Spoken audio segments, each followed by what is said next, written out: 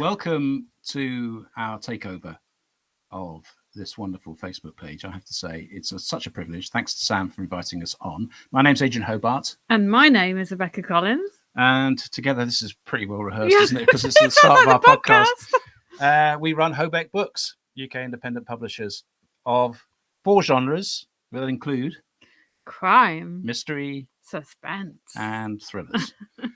And it's a hot evening, and I know that the MasterChef Celebrity Final is probably just after we finish.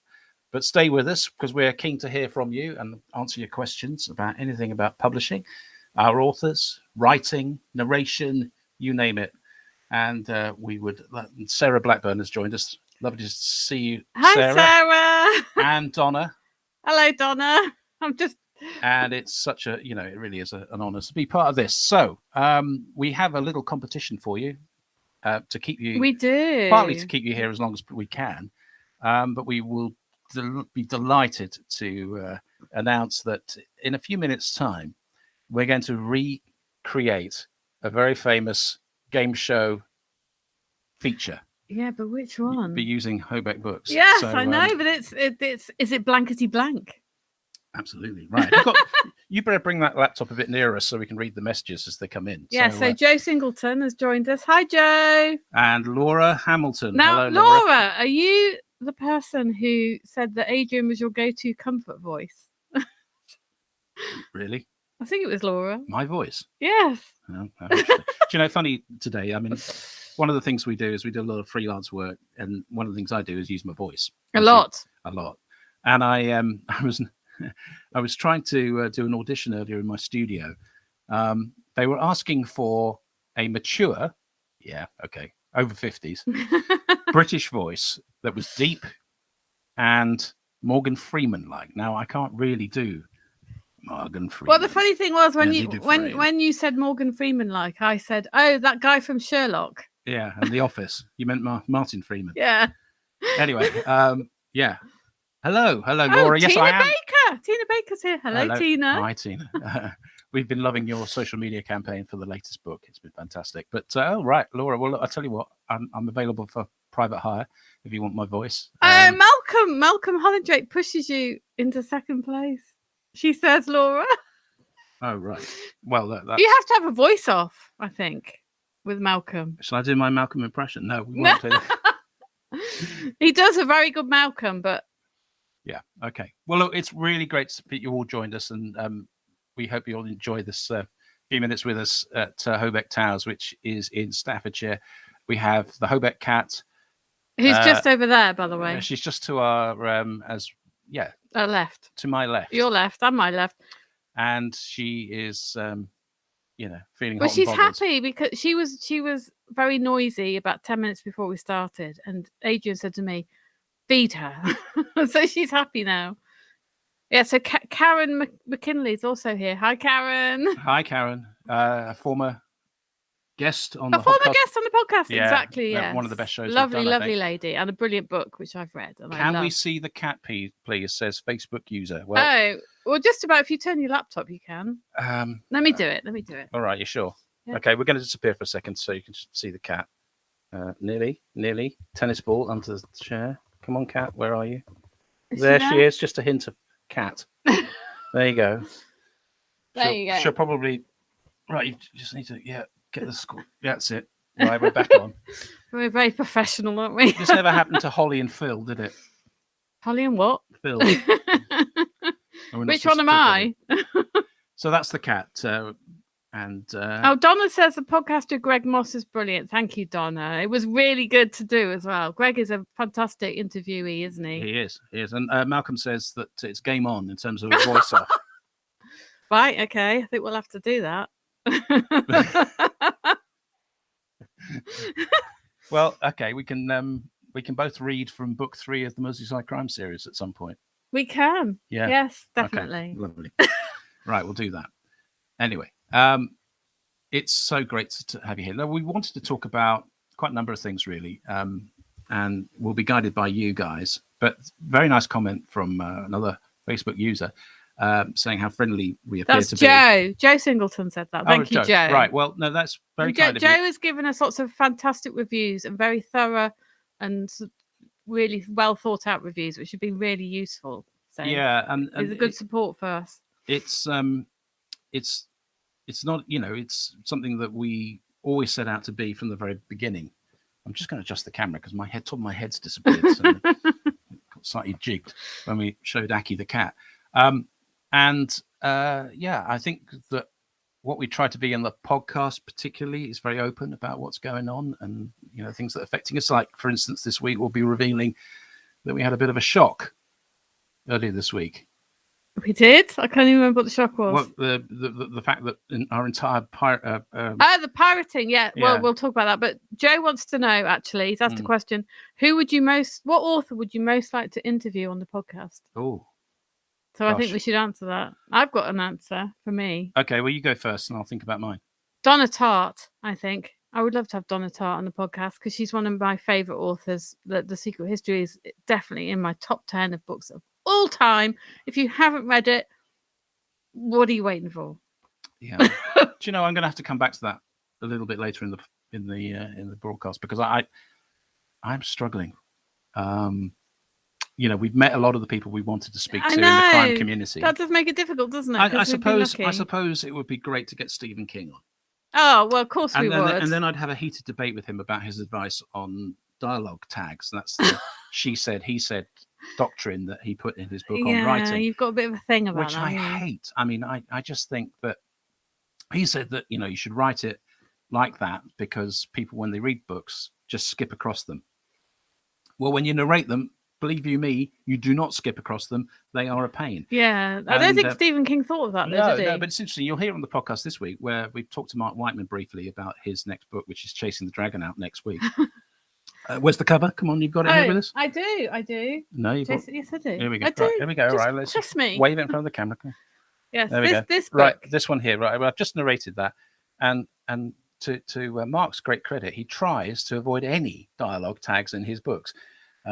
Which makes my life a lot easier. So, just behind you. Someone could. So we've got Trevor Beshaw on the joining us as well, and he said adverbs. He's talking about Stephen King. Adverbs. Yeah. Now that's an interesting one. Yeah, I can't remember what his advice on adverbs was. I mean, he's pretty anti them, isn't he? I think Well, we're quite anti them. Yeah. Unless, generally speaking, I found myself when I was writing today. I had a couple in there, but I'm sparing. Sometimes you can't get away with it, but I don't know if Stephen King's a big one for that. And Karen would like to know, what trends are you seeing in successful books? Now that is a very, very good question. Yeah, and it's not an easy one. I think certain elements never change, do they, in terms of a good book? Yeah, I think that's part of it, isn't it? People, they know what they like, and they go to what they know that they like because they read for comfort. So I think you take any book of fiction that you love, and what will be the number one thing that anyone says about it? It won't be necessarily the description was marvelous, or it was, they might talk about it being beautifully written, but ultimately they're going to talk about the characters, and that is the key always to great fiction. Surely is that you believe in the characters, you are either rooting for them or hating them or whatever it is. So you react and you're drawn in by the characters, and that can be partly through at an emotional level, or there's just pleasure to be spending time with great characters, and it's not an easy thing to do. I mean, if everyone could do it, then everyone could do it, but that's not the case. But I do think that's the key to it. In terms of trends, well. I think Karen, you were one of the people who had a recent trend in a way, because your first book was so powerful and had a massive impact on a lot of people, dealing with a lot of issues, great human sort of issues and difficulties. So there's an element of that, but I think that there's no question in crime that the cozy is king at the moment, and thanks partly to Richard Osman in the UK at least. But there's always room for the great police procedural, and of course, this isn't going away anywhere at the moment, which is psychological fiction, whether it's domestic or in other forms. So I think those things have been pretty constant. But there'll be something along in fiction that rocks the boat, a bit like 50 Shades or something like that, was shed loads. Or if you're a Colleen Hoover enjoying the most incredible success. Well, that's the power of TikTok, isn't it? Yeah. I think Colleen has got a lot to thank for TikTok. But I just have to say, Donna said she's read loads of books. She's written loads as well. She does a lot of writing. She's got her own book in the pipeline. She doesn't know much about the grammar side of things. And, does it matter, do you think? I think there's a good point there. Well, yeah, okay. If you've lived life, then you can write about things. I think the thing with writing is there's two ways of thinking this. I mean, great question coming up next. Okay, good. Well, no, look, I mean, I've been on a couple of writing courses, and I have got a library of probably 50 books on the craft upstairs, and I keep adding to it. I can't help it. It's a compulsion of mine, and I'm always looking for a fresh insight or something new. But when it boils down to it, when we're looking at a manuscript, we're looking for those things to be as correct as they can be, because it's a mark of effort, really, if you know what I mean. I appreciate that, but it doesn't have to be. If you think of something like Shuggy Bain, that was ripping up quite a lot of the rules. Yeah, and he left school at 6. I think he left school younger than 16. He's had very little in the way of formal education. He just wrote with passion, didn't he? He just wrote from the heart, and when you read that book, you feel that. Yeah, I think you have to be a pretty skillful storyteller and telling a very powerful story for people to overlook. But people were telling stories before we had words for grammar. I think clearly get the story right. But if presentation is a large part of it, and this is the same with a lot of any creative product. I mean, I was interested. This is a bit of a divergence as usual from me, but perhaps some of you noticed that Rolling Stones had a new single out this week, I started reading some of the reviews on the below in the Guardian, the comments, and people were talking about the level of the bass, or the how the drums have been recorded, rather than just whether they actually liked it. Yeah, they liked the song, but then they were picking over the finer details, and so I mean, there is a part of human nature that says that people want that. Okay, we have a question which is there any book that you've published that you both didn't like as readers, but you knew would be successful? I think the answer is no. No, because look, we've had some books that I could see could be successful, but weren't for us. Absolutely. Manuscripts across the desk, and I remember one, and I'm not going to sort of go into too much detail because it would be unfair on the author. But I was really gripped by it as a thriller. But because the subject matter was so dark, it just didn't feel like a Hobeck book. Yes, and we also we publish what we ourselves just love. So actually, we might read something and think, would we publish this if we were Boldwood or if we were Bloomsbury? It might not, maybe, because it might not have that commercial impact, but we love it. Well, I think the other advantage of being small like us, is the two of us making those decisions, is that other publishers will work by committee a lot of the time. Yes, they'll have commissioning editors, but they've still got to get past the sales force and other factors. So there'll be a big committee involved in choosing which titles get picked up or not. So yeah. Good question though. And really, hello, Caroline. Sorry, Caroline popped up a while ago and said hello, and we were jabbering so much. Sorry. I'll shut up for no, it's all right. Minutes. Oh, should we get to the competition? Oh, we should do. Yes, we have a competition, so you might win some books. Ooh. Now, I was looking for some suitable music for this, but I couldn't find any. So I want you to cast, for those of you old enough to remember. Yes, some of you will, and some of you won't. Well, in fairness, this program was massive in the 70s, and it came back in the 90s. I loved it. In fact, it went through the 80s when I was as well. A child, I loved it, and I actually begged my mum, can we take part, please? And we're talking about, of course, the generation game, and the final part, which was, of course, the conveyor belt. The conveyor belt. So, we haven't got a conveyor belt. No, but we have got 6 Hobeck titles, which you can win if, when we give you the signal, you can remember them. Yeah, so pay attention. Show. Remember the books. No cheating, no writing it down. Remember the books, and at the end you could win all the books. Okay, you ready? His and Hers, Ollie Jarvis, The Genesis Inquiry. The Cuddly Toy. From Linda Verscher's Blood Ties. His and Hers Underwear, Dirty Little Secret. Where do you get these things from? Oh, that's by, of course, Jonathan Peace. A saloon car.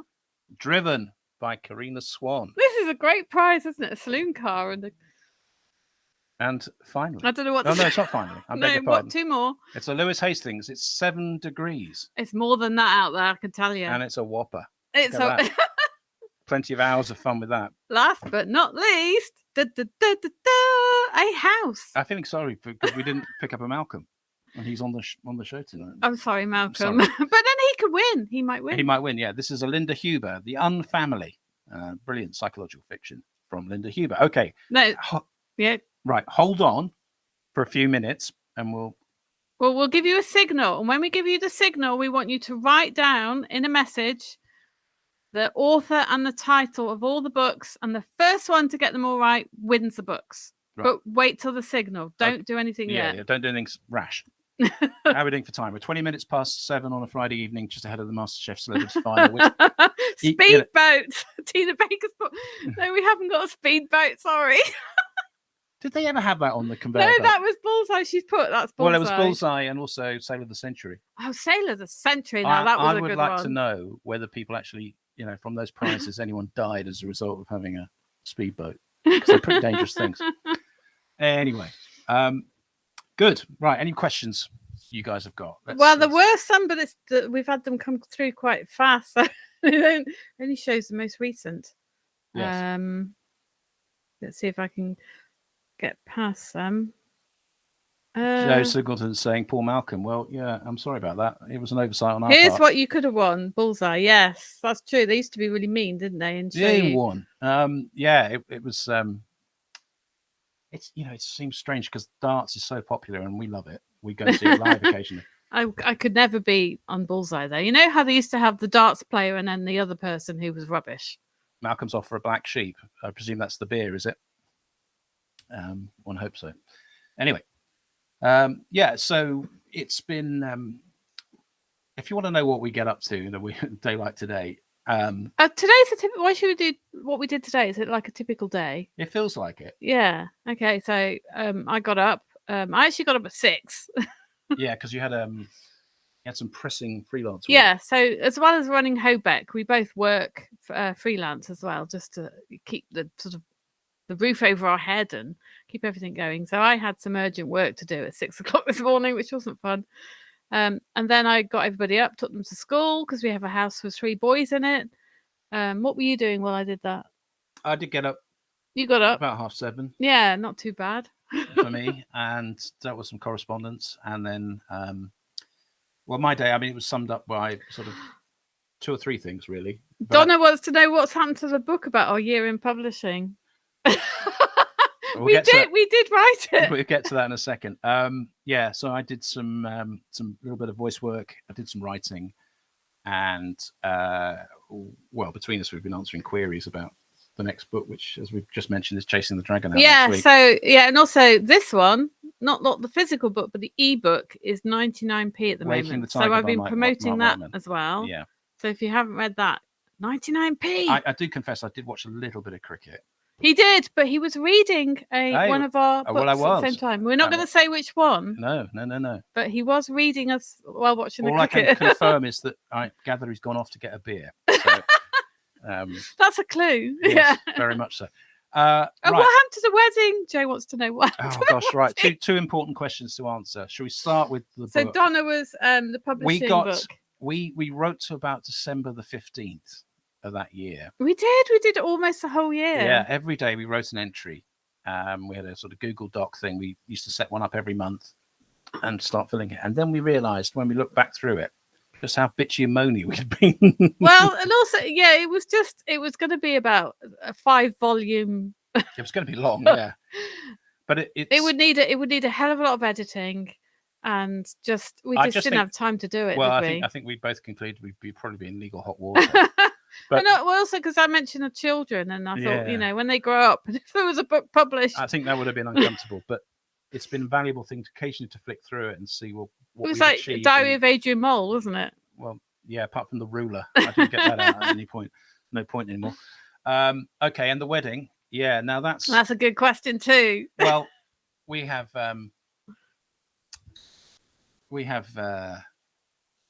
decided to postpone it.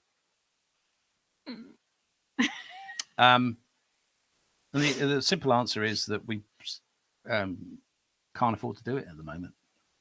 It's a question of keeping Hobeck going or having a wedding. It's partly that, but also just we need a wedding organizer. We need a wedding planner. Yeah. There's a show on BBC One. We should enter that, shouldn't we? We should. But at least they got a venue sorted, which was more than we've managed. Joe wants to know, would we encourage the boys to get involved in publishing now? One of them already is. Yeah. Yeah, so we've got 5 boys between us, as we mentioned. And, okay, in the order of likelihood that they'll do it, I would say my oldest, Ben, he did sports management at Loughborough. Oh, so close to publishing then?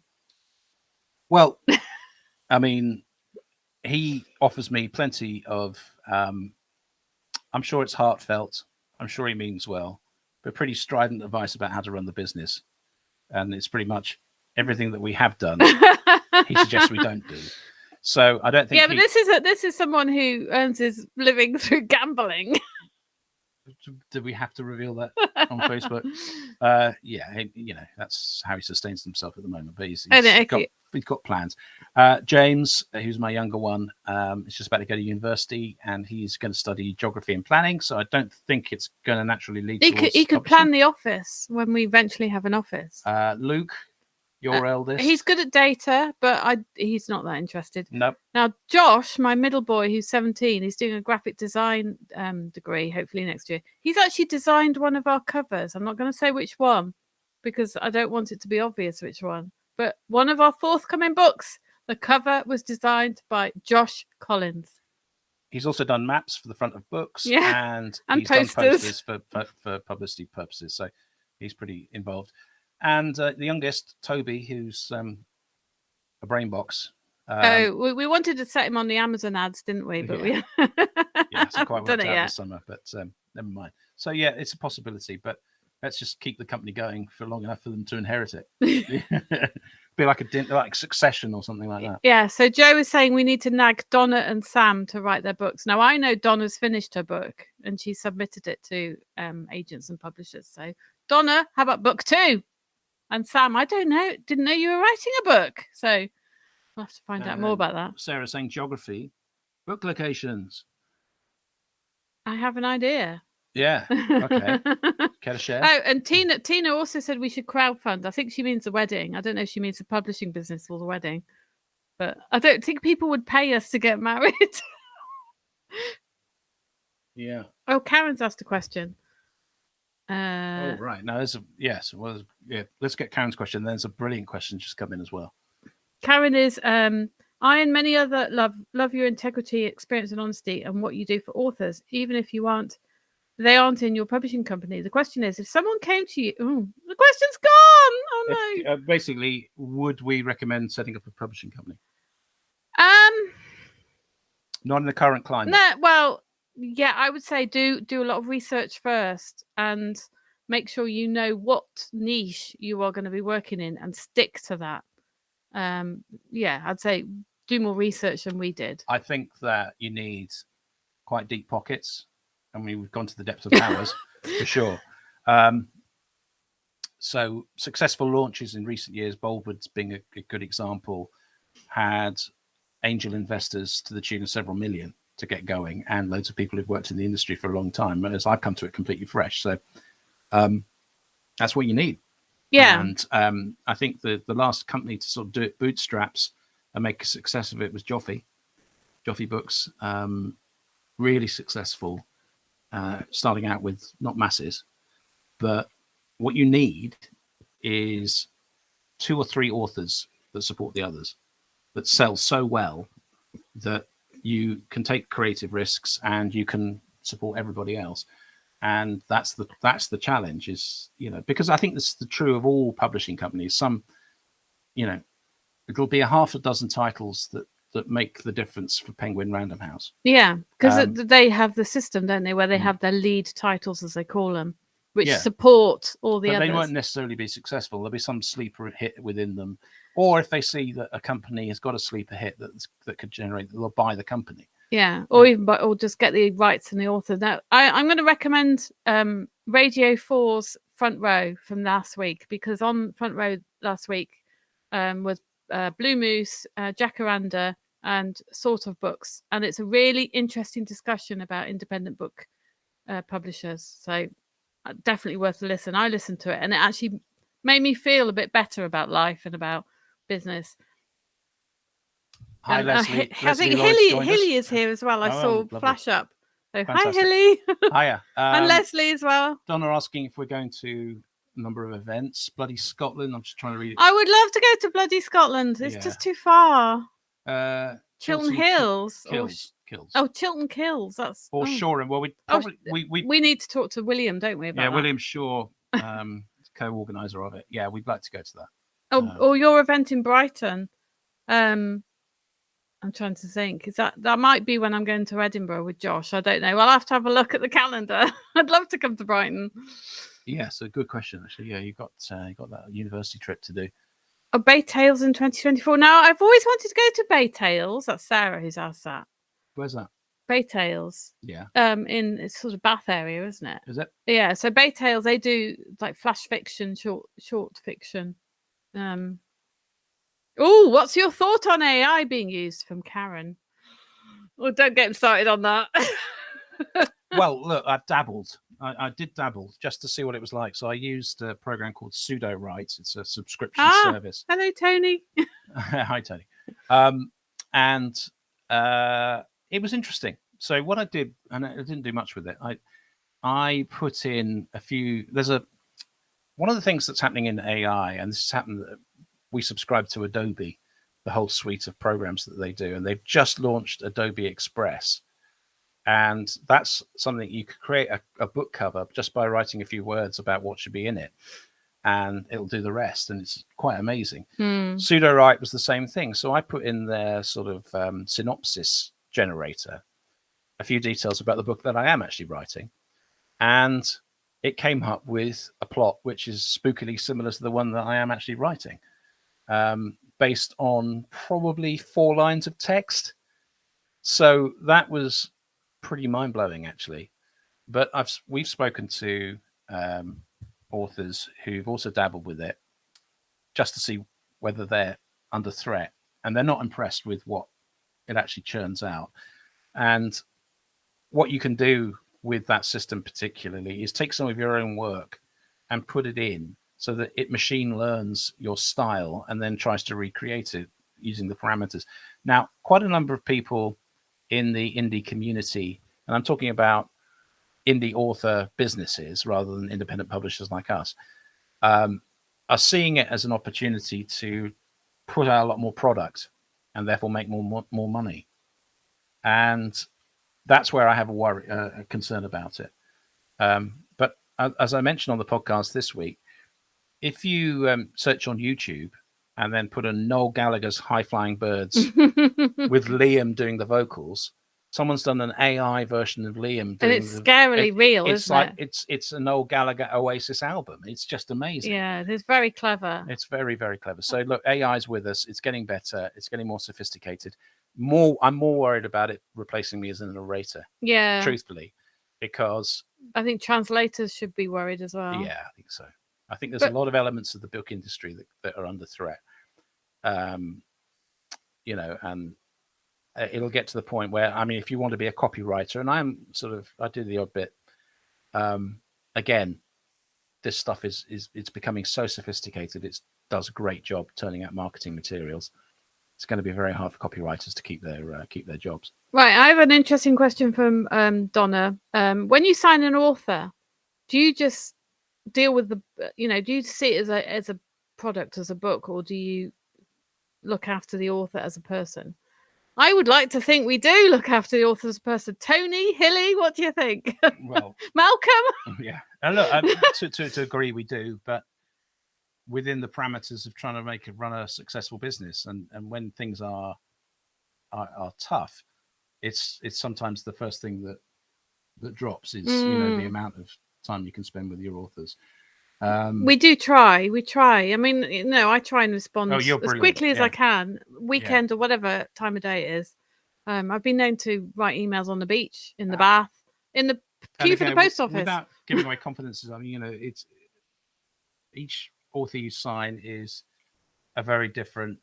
Well, it's like having not a new child, but you know what I mean. When you become a parent, you don't know what you're going to get, in a way, and you have to adapt. It's a relationship where both parties are adapting to each other, and part of it is managing to some degree everyone's expectations. Oh, Hilly said absolutely. Yes, you do. You're brilliant. Thank you. Oh, that's very sweet. Alison Morgan actually calls us a book parent, doesn't she? Yes, she does. Yeah. Yeah. No, that's sweet. So yeah, I mean, you just, but I think we're talking about creative people. We're all creative people. We're all, sensitive. We all crave success. We all crave praise. But sometimes you've also got to be a little tough sometimes when you're not satisfied with what, the book is as good as it can be.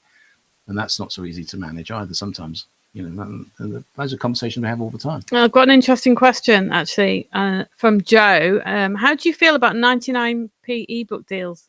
Is this something that has to be done? Or is it basically giving away books like MP3 did for music?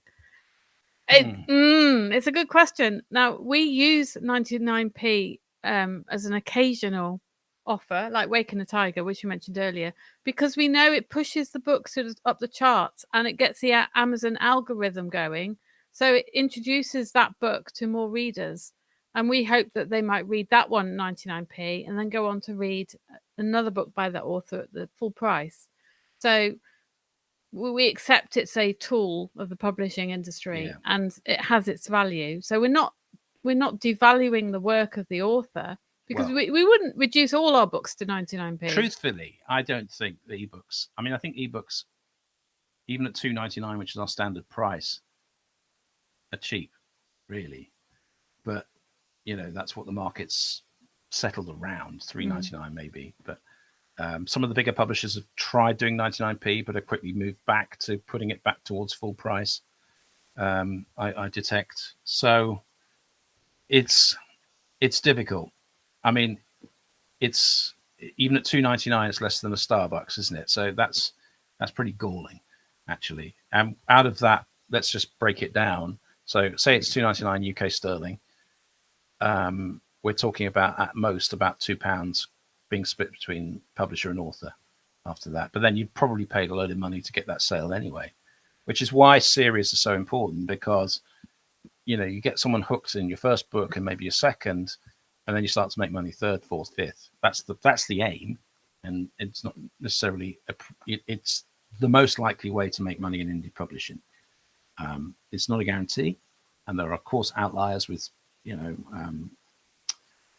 standalone titles can do really well, but it's less likely, especially in the ebook market. Donna would like to know, if we could change one thing about the publishing industry, what would it be? Very good question. I would say the very deeply entrenched traditions are very hard to break for small publishers.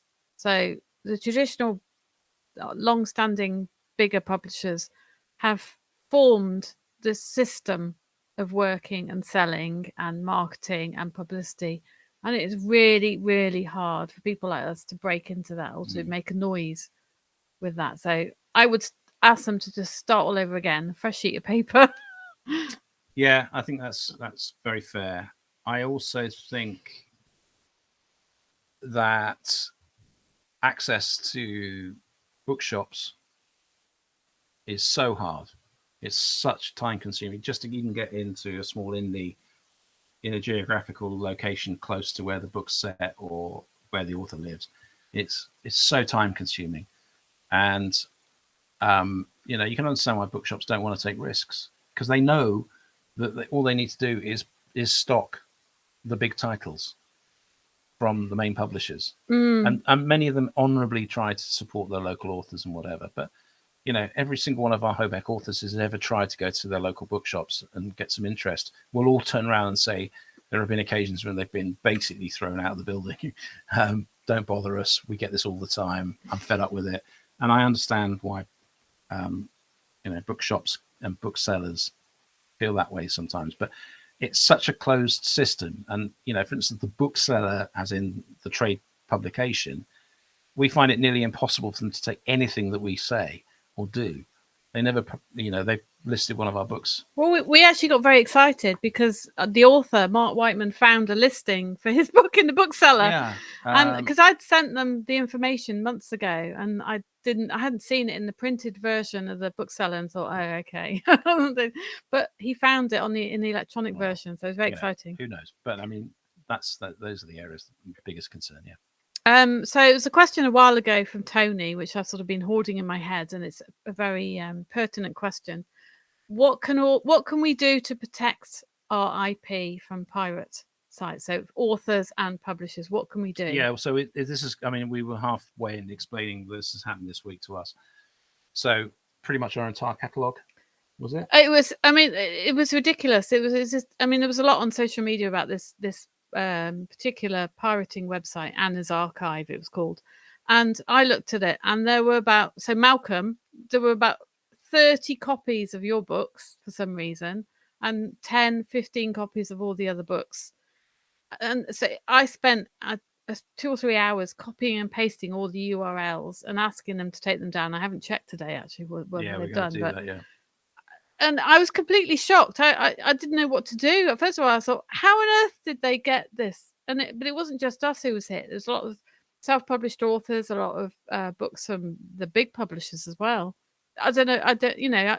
Who spent their time putting this website together? Yeah, and there's a so that was really disturbing. And you've sent the cease and desist notice to these people, telling to take it down. Whether or not they do, be able to question. But piracy is really big problem. There's another aspect to this, which is the flip side, which is Amazon's attempts to prevent piracy often get in the way of legitimate publishing projects, and we've had loads of problems. Almost every title that we now do has some sort of Amazon issue attached to it, often challenging our right to publish the book. And we can get very, very close and sometimes past publication date. On a couple of occasions, books have not published when they should have done because Amazon has still been in dispute with us to our legal right, and we have to produce the contract and all that malarkey. So you can see they're trying, but it doesn't help. That's another thing that sort of knocks you down when you're desperately trying to get things. And you owe it to the people who've already bought it as a pre-order, and you're letting them down, but not through any fault because of this piracy issue. I think it's really hard to prevent it happening, and I think AI is only going to accelerate the process, to be perfectly honest. And I think there's also a lot of people out there in the Amazon world, in terms of content, who are just shoving a load of old crap out.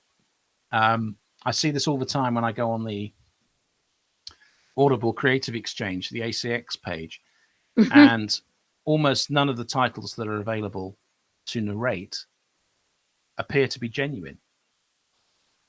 They're sort of knockoffs, or they're people writing 10,000 word things about a single subject, probably generated by AI. So it's a really vexed problem at the moment. No question about it. So it's a really interesting question from Joe here.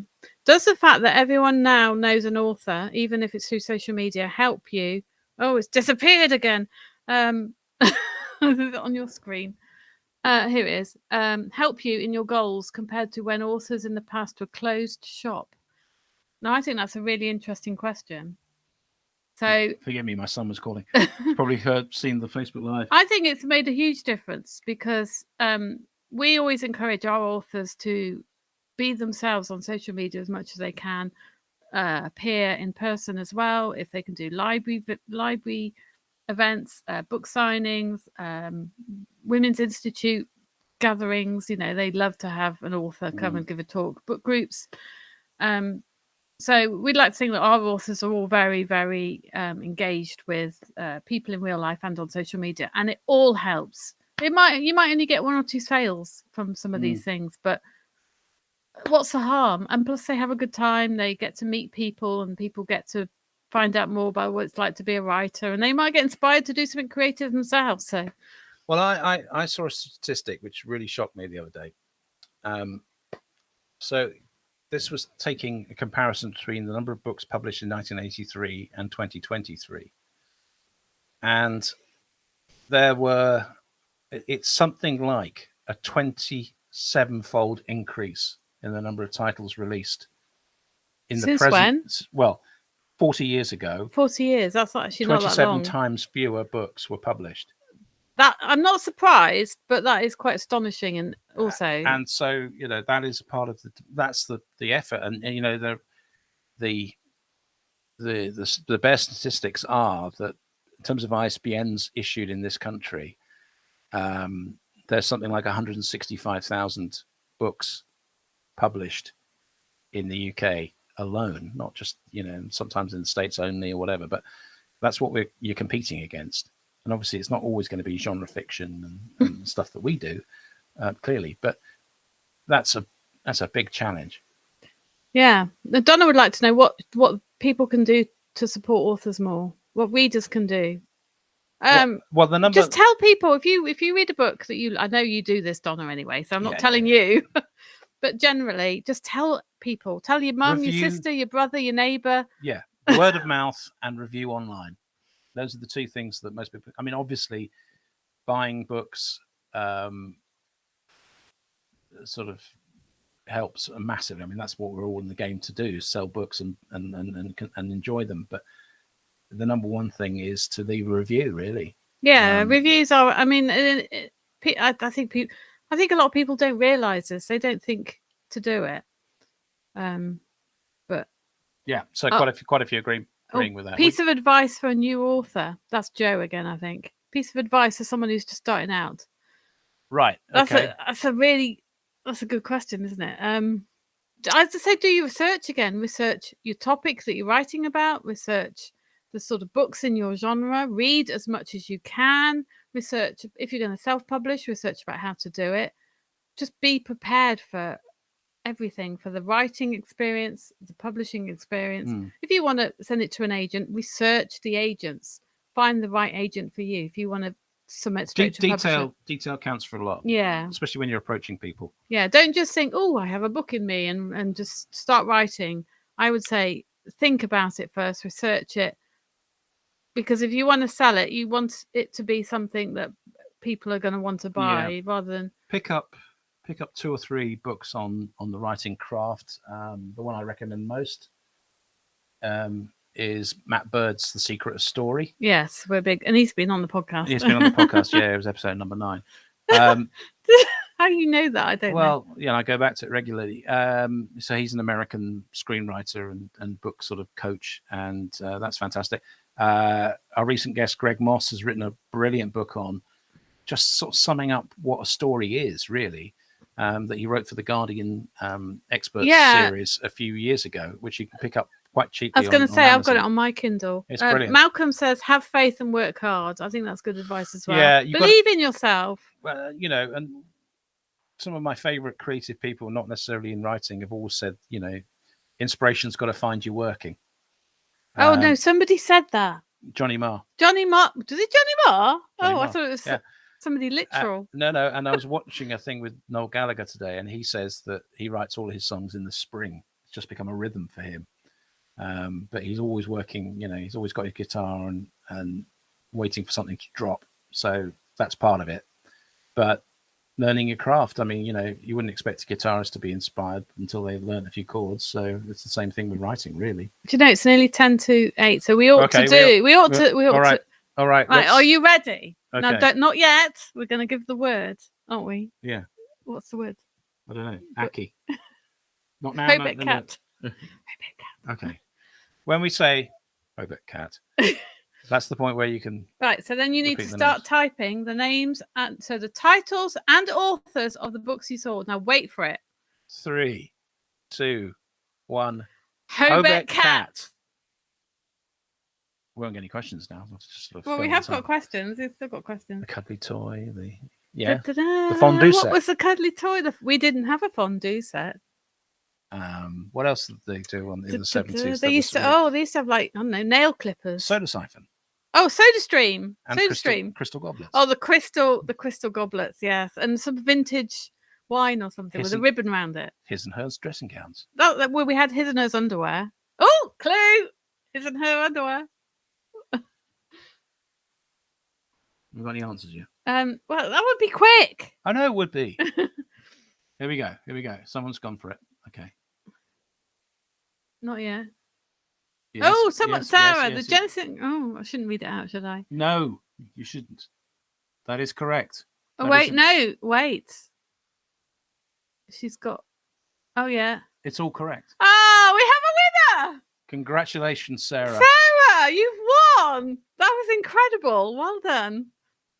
Yes, they're all correct. Well done. Brilliant. Well done. Right. So I have to give a shout out to Sarah because she is one of our star reviewers. She every time and Donna as well, actually. Every time probably got these books, but we'll send them to you. No, she's got the ebooks, some of them, but some of them, not all of them. The physical copies. But so that's every time I send them a message saying, "Oh, we have a blog tour, and I know you're busy, but would you like to come on the blog tour?" Sarah and Donna both always say yes. They never say no. I'm waiting for one of them to say, "Do you know what? I've got loads to read." Yeah, and your books are rubbish. Yeah. Congratulations, Sarah. That's fantastic. That's great. So, Hilly says no fondue set. Yikes. Do you know, we have a fondue set. We have a chocolate fondue set. We've never used it. No, it's true. Can you imagine the washing up involved? I don't like that sort of thing anyway. No, I love it. I know you do. You bought it for me, didn't you? Yes, but you've never used it. No, I know. Okay. Everyone's congratulating Sarah. Well, no, congratulations, Sarah. That's fantastic. Good memory too. I can't remember half these. No, I was reading your answers and then I was thinking, oh yeah, there was that one. Brilliant. Okay, well, why don't we just pass the test again? So you are getting a Lewis Hastings 7 Degrees, a Driven by Karina Swan. We'll throw in a bonus Malcolm. If we have one. If we have one. They're so popular, they're in the shops. Jonathan Peace's Dirty Little Secret. Lynn LaVerche's Blood Ties. I like the way it flashes across the screen. Yeah, I know. When I move it. Okay, here we go. Sarah has a fondue set. It was a good job you didn't win one then. The Genesis Inquiry. And last but not least, Linda Huber's The Unfamily. And they're all, well, I would say that, wouldn't I? They're all fantastic. And they've now got fingerprints all over them. But now, if Sarah has these books and she hasn't read all of them because she hasn't been a Hobeck Heart member for as long as we've published some of these, she might be too busy reading to do the next blog tour. Good question, this. This is Joe. How would you like to be remembered in 100 years' time? As publishers, workers, or just life in general? Wow. I've got a feeling I'm going to be remembered as one of Britain's most prolific serial killers. Oh, stop it. Who are you going to kill? Cornflakes? Bran flakes? I've been killing flies all day in the kitchen. I have to tell you. So we left the door open yesterday to keep, to get the heat because down, it's hot. So the door has been open and we've had quite a few flies. I'm working away, concentrating hard. He comes into the kitchen with a tea towel for whack, and pots go flying and driven me mad. I used to worry about how I'd be remembered. I used to really. I forgot we were on the question. No, it used to really. I spent a lot of my teens thinking that I had to be a legend in something. I don't know what, and it hasn't quite worked out that way. Life doesn't tend to. Oh, hello, Tony. Malinka. But I'm not prepared to be as single-minded as all that. But needed to be. No, because I look. I mean, this goes back to my time at the BBC, where a lot of people who I've worked with are very well known and regard themselves, dare I say it, and part of the culture of the BBC is to make them feel as if they are legends. And it's not healthy. Yes, exactly. Yes. It's not good for anybody. It's fascinating. I mean, you only have to look at someone like the Gary Lineker situation. That is somebody who has been allowed to get away with things in terms of not towing any sort of editorial line for a very long time, and it's corrosive. But lower down the pile, there are plenty of people who think that they're the best thing that's ever happened to the BBC and behave like that. And I hated working with them. It was horrific. So, yeah, I don't want to behave like that. So I'd like to be remembered as a decent person, yeah. You are decent. Now, Joe wants to know what's next for Hobeck. Right. We do have some exciting books coming in the spring. We do. Yes. So Hilly, hello Hilly. Yours is in November, but there may be more Hilly books next year. Watch this space. Mm-hmm. We've also got Julie Anderson. Her first book with us is called The Midnight Man. It's the first book in the series, and it's historical fiction. I don't want to give too much away because we will reveal more soon. So Julie was long-listed for a Dagger last year with a different book that she wrote for a different publisher. And she came to us with this book. So we're very excited about this book. You're going to love it. I promise you. Yeah. That's in the spring. Mm-hmm. We've also got Lynn LaVerche's next book next spring, Blood Ribbons. Yeah. Harry Fisher. We have another book by Harry Fisher coming in the spring as well. Yeah. And every likelihood will be, well, we haven't talked about it Sue Shepherd, so another Sue Shepherd coming. So, it's all to be revealed soon. So yeah. And on a personal level, yeah, I mean, maybe we'll get married next year. Who knows? Trevor wants to know, are you planning to add new genres? Oh, Maureen, yes, we've got another Maureen coming as well in 2024. She's just about finished writing the first draft, I think so. Yeah, plan other genres. Now, I don't know. We sort of dabbled with non-fiction, but not really gone further than creating a logo. I think we've got our hands full as it stands. And I think that we just need to get better at understanding each marketplace. I mean, adding more genres, yeah, I don't think it's wise. And Tina Baker has just put confetti in very loud, very big letters. Thanks, Tina. We need to have a sort of effect of confetti over us. We do. Confetti cannons. And Joe would like to know also how many books we've released this year. Now, there's a test for you. How many have we released this year? I couldn't tell you. Do you know offhand? I'd have to count them. It's probably about 15, because it's like 1 a month, 2 a month, depending on the month. I feel a bit guilty that we don't know. But yeah, I don't know off the top of my head, but it's we don't want to we don't want to do too much. Because we don't want to overextend ourselves. We want to keep that relationship with our authors as well, which we talked about earlier. Yeah, I think at one stage we talked about releasing one every couple of weeks, but you need to be a bigger organisation to pull that off. Frankly, you need more people.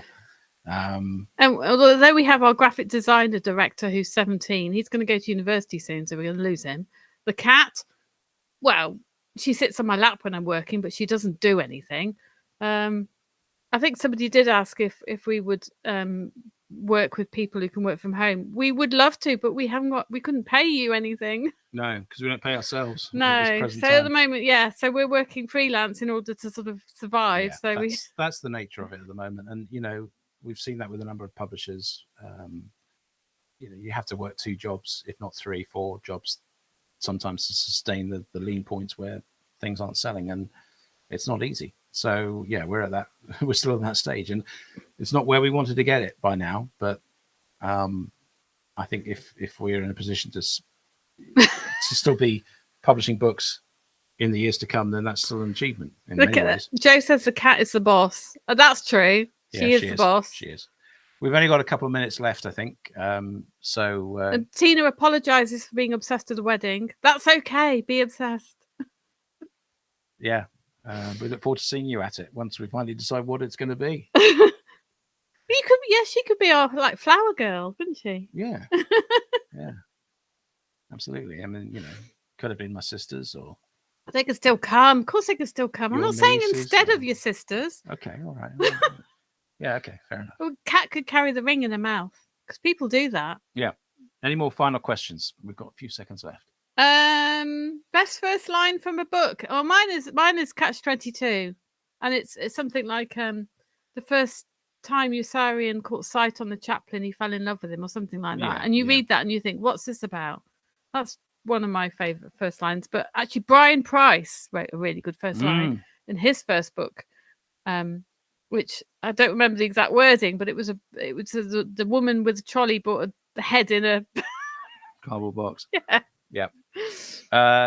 Malcolm asks Merseyside 3. We'll take that wait and see. Take that offline. What? Like I say, we watch this space. There's lots of things in the pipeline. Yeah, indeed. But yeah, my favorite first line. Yeah, that's a good one. I'm quite fond of one of mine, actually. But it isn't the first line. We have to wait and see. You'll have to wait and see. Exactly. Right. It looks like we're coming to an end. Sam has said thank you very much for a brilliant hour. Final reminder of the website for everyone. Yes, do check our website and the podcast as well. So go to www.hobeck.net for everything Hobeck and the Hobcast book show. Karen has asked, would you offer a paid service? We already kind of do. So as well as Hobeck, all our freelance work is done through a company called Arch Publishing Services. So all my editorial freelance and publishing consultant freelance and your audiobook work is done through that. So if you look at the website, there's a link to Arch Publishing. Yeah, and that's an important thing. So we're running out of battery here. So I think it's probably time to close down. So thank you everybody for joining us. We've had a fantastic time. I haven't even touched my wine. It's sat over there, completely undrunk. I've had such a good time. So take care. And anytime you have a question, just ask us. Just email us. And thank you so much for joining us. It's been a real pleasure. Thank you. Bye. And enjoy MasterChef Celebrity Final. All right. Take care, everybody.